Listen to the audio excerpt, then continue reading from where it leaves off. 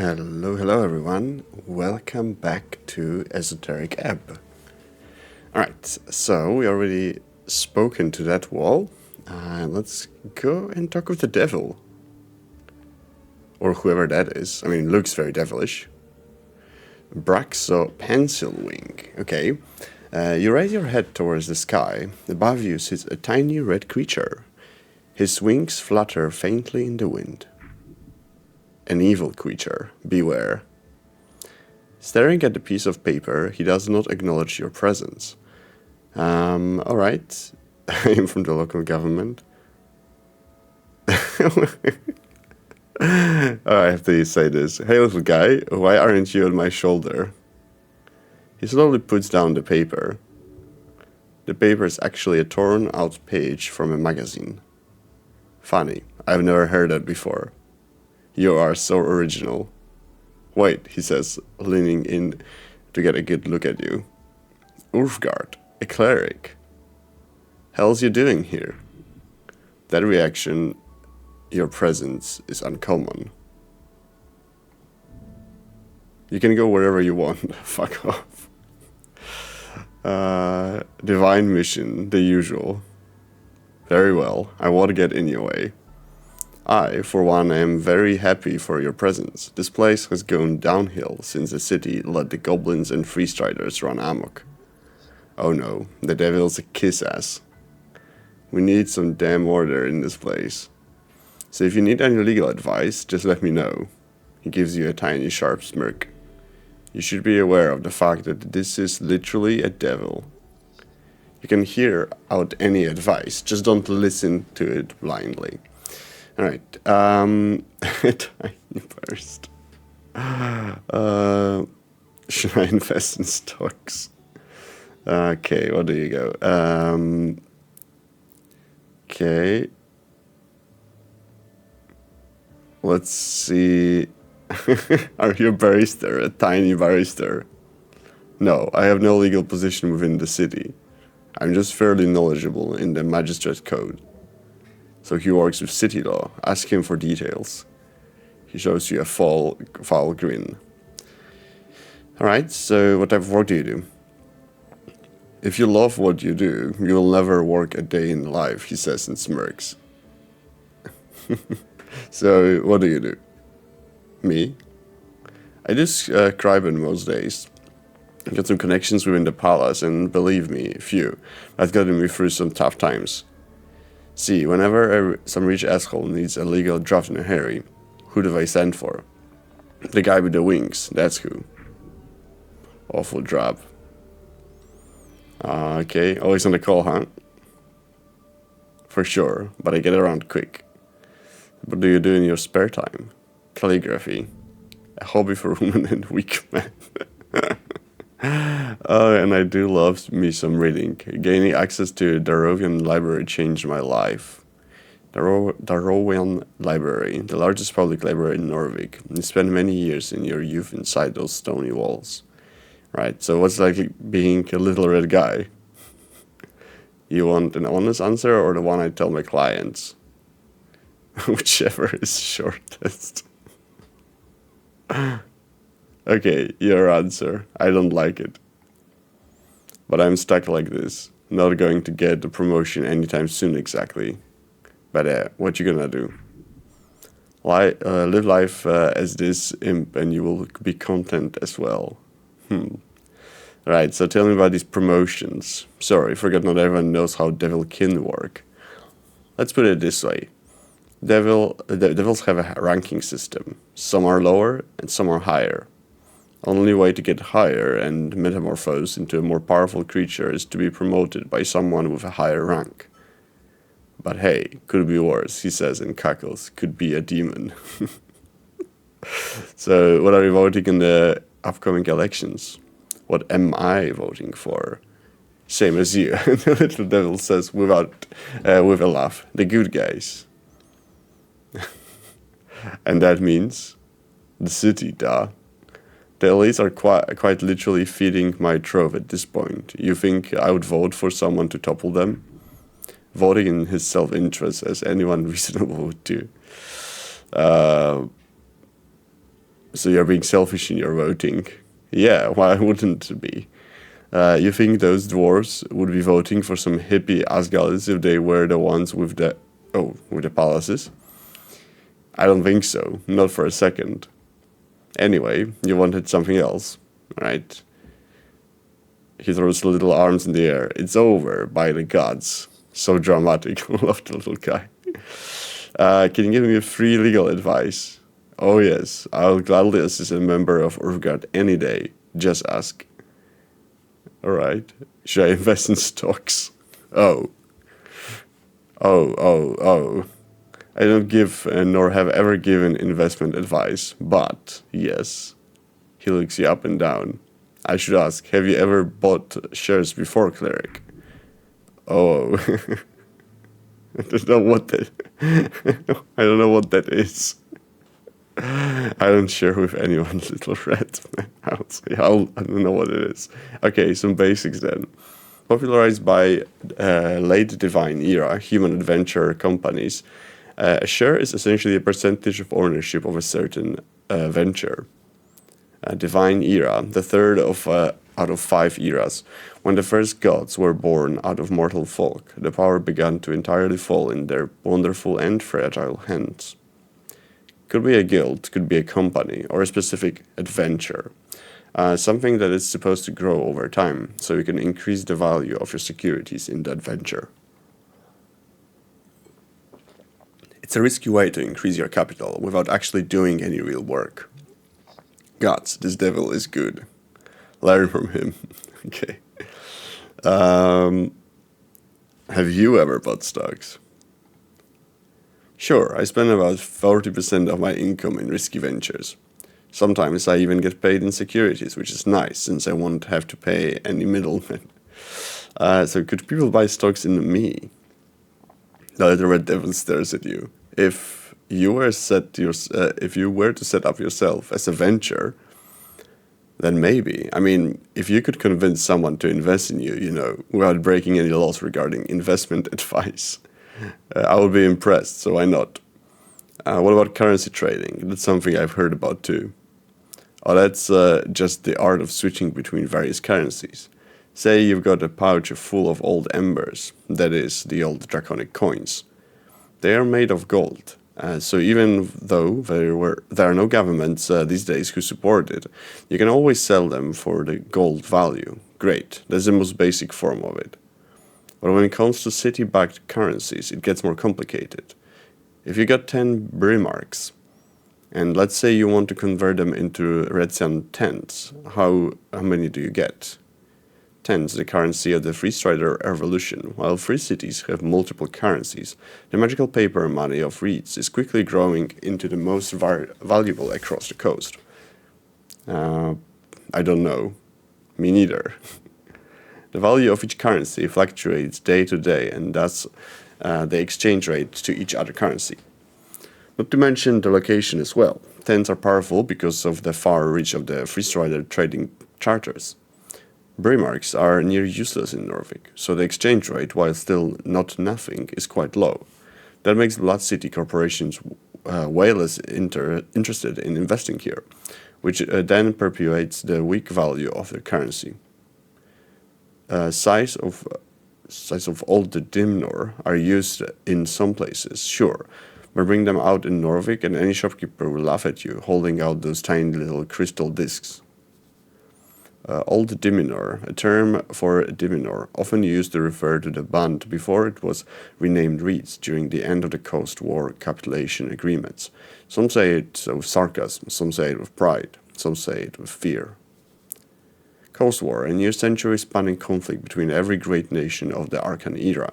Scholars estimate it claimed more than half of the entire human population. It is said to have begun in 398 AE by the inciting spark of the assassination of Priestess Ilona, and generally agreed to have concluded within the fall of Tizen in 481 AE, 57 years ago. Definitely not any allusion to any other world wars.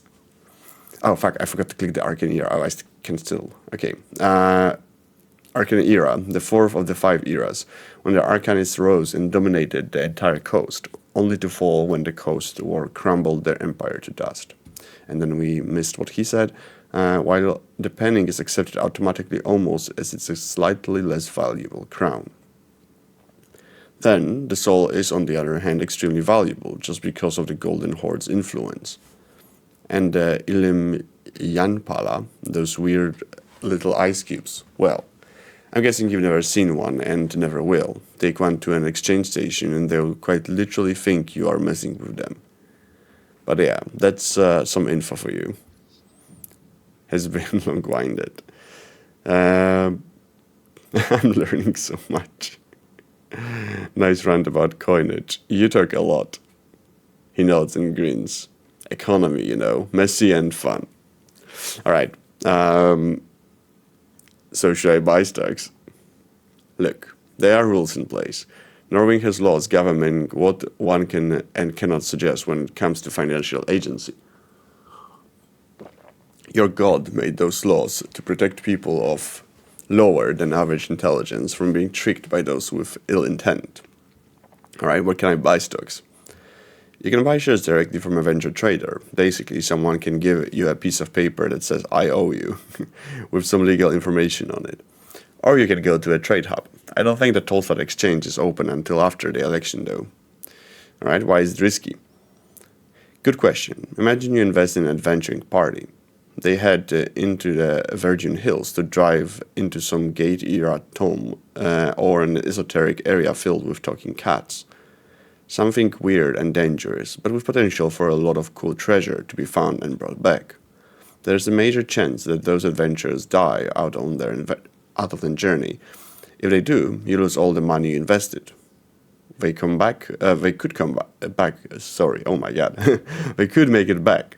In which case, you would get a percentage of the treasure based on the share. But how often do adventurers come back with a bunch of treasures these days? Alright? That's all I have to ask. What about alignments? Ah yes, the overrules of morality. Norvik does not moralize over alignment officially. Alright? Alignment, everyone's got one. Some spells can detect it, but don't read too much into it. Alignment is just an internal thing and doesn't really have too much real-world application. Now to most of the city-states across the coast. Alright? Why don't we look up all of the evil folks? And you being a devil are, Yes, you are evil. Oh yes, indeed, it is pretty easy to spot. He flaps his wings. It can be pretty discriminatory at times. People assume I have their worst interests in mind just because I'm ontologically evil. You don't have their worst interests in mind? Look, evil is not some objective thing. It's entirely internal and aligned with your subjective opinion. There are good people who ruin the world and evil folks who do their best to maintain it. That's the deal. Alright? So what does the law have to say on resurrections? That's one hell of a question. He smirks for a while. The imp's enjoying his pun before moving on. What a sociopath. Higher tier resurrections aren't illegal. They're just not available anymore. Alright? Not available. Figure a cleric would know better than me, but he says and shrugs. Sus. Spells over 4th and 5th are rarely seen these days. If you want to know why, go pray. Your god grants you magic. In his wisdom, he only grants higher power when needed. In your lifetime, it has not been needed a lot. Okay, after Urf died, it's been a bit hard for even the top-ranking clerics to manage higher-tier magic. At least if you believe the rumors at the towers, which you should. Right? What about lower-level resurrections? There's a Revivify, a 3rd-level necromancy spell. If used within 60 seconds of death and the body isn't too ruined, the target is brought back to life. Okay, does a murder still count if the victim is resurrected? He thinks about the question for a bit. There's been cases. Heard of a man stabbed in a bar fight, bled out and just in time for the drunk cleric to arrive, cast Revivify, and the bloke lived. The stabber ended up being charged with major transgression of personal well-being. And that's not murder per se. But I would argue it had more to do with the fellow's barrister making it clear to the judiciaries there was no killing intent. So, not an accident, but not a murder, just a brawl gone too far. But that's a hard sell if the victim wasn't breathing. A complex scenario, something clerics often have to contend with. But in more cases, I would say yes.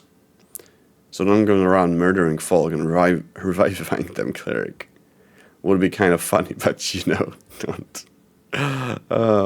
Okay. Are you legally considered alive after resurrection? Yes, for all intents and purposes, you are alive. And death, on the other hand, would be a very different affliction, right? And how is that defined? As long as necromancy is considered of divine origin and the soul is returned to the healthy body, then it's considered as normal resurrection. If the origin is more black magic shit, as they say, or some kind of corpse animation, then it will be considered as bodily sacrilege. And that's top tier criminal offense. How top is it? Oh, it's up there, alright. Does death absolve your crimes? Now you're asking real questions. But no, it does not. There's been actual laws signed in old kingdoms over this shit. He lay in sin, looking excited. Oh, he's dancing for you. Keep it up and he will love you to death. So classic story, alright? A real bad guy is caught murdering his neighbor. Real sick shit. He's executed after a quick trial. Justice wins again. Everyone's happy. But, surprise, some holy man raises him up a couple of months later. Death and rebirth. In this situation, the bad guy did technically pay for his crimes. His life was taken by the state. Just because somebody gave it back to him doesn't change that fact, right? Well, people weren't too happy with that, as you can imagine. Thus, the common legal term these days for capital punishment is DIP. Death in perpetuity. Stands for death in perpetuity. Kind of funny when you think about it. Right? Right? Makes total sense. But one death is enough, I think. Really? Well, suppose humans would have a different outlook than a fiend like me. So to keep criminals DIP'd, most states tend to hide, lock up, or simply burn corpses and spread the ashes using non-resurrectable methods. So a proper DIP'd dead guy shouldn't be able to return without the use of some miraculous 9th level spell, which obviously these days isn't too likely. Right? Anything else? What about Charm Person? Charm Person. Such a fascinating spell. Of course, all spellcasters are required to be registered in Norvig. It's the same in all not completely chaotic city-states. There are certain spells that just are not allowed at all, like Fireball. A 3rd level evocation spell causes fire to emerge at a given point, spreading within 20-foot radius, filling up available space. A Charm Person is, despite its devilish mind control, legal if it is cast by a registered cleric or city-hired interrogationing mage. Private entities are not allowed to learn or cast it, although I can promise you many still do. Can I cast it on you? Sure, but it would be a waste, since I'm already your friend cleric.